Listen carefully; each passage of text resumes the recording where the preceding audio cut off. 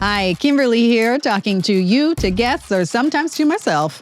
Join me for spontaneous conversations, Bible studies, or a little creative expression. It's a biblical buffet. Hope you enjoy this episode of HolySmorgasBlog.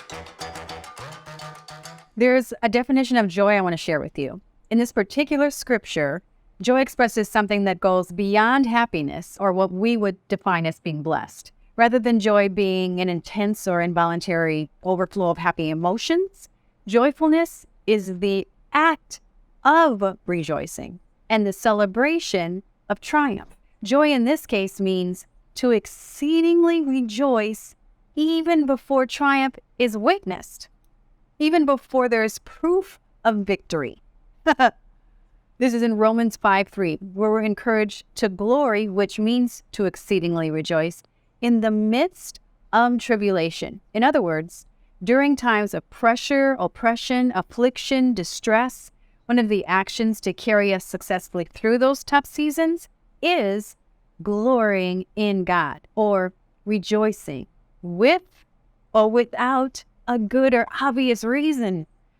We're to celebrate our coming triumph during challenging circumstances, because there are rewards in making that choice and sacrifice. When we're intentionally rejoicing, glorying, being joyful in God, that act transcends the flesh and circumstances and becomes a spiritual act, an act of faith in God, creating a place of refuge and strength in God, who is our highest reward. Our triumph isn't as much the occurrence as it is Christ, who is our victory. Another scripture encourages literal shouting for joy.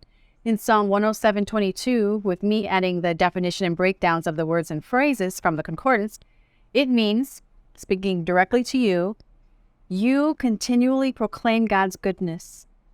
You joyfully remember and declare all the amazing things He's done, rehearsing them, counting them, recounting them.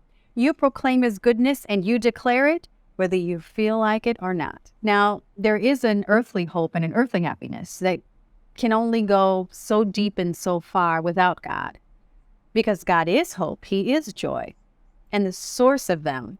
So if it doesn't come from Him, it will never be as effective or as lasting. It will never be enough.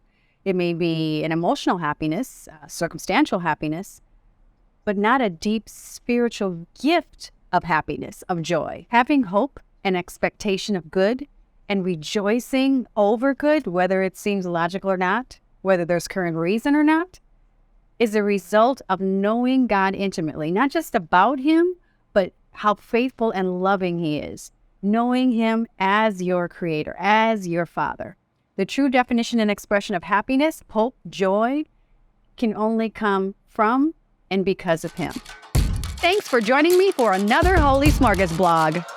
Guest contributions aren't necessarily the same as or representative of the host, program, or affiliate. The studies and views here aren't necessarily an exhaustive knowledge of Scripture or life. Please confirm for yourself by studying the word in context. It's recommended to do so slower than this disclaimer.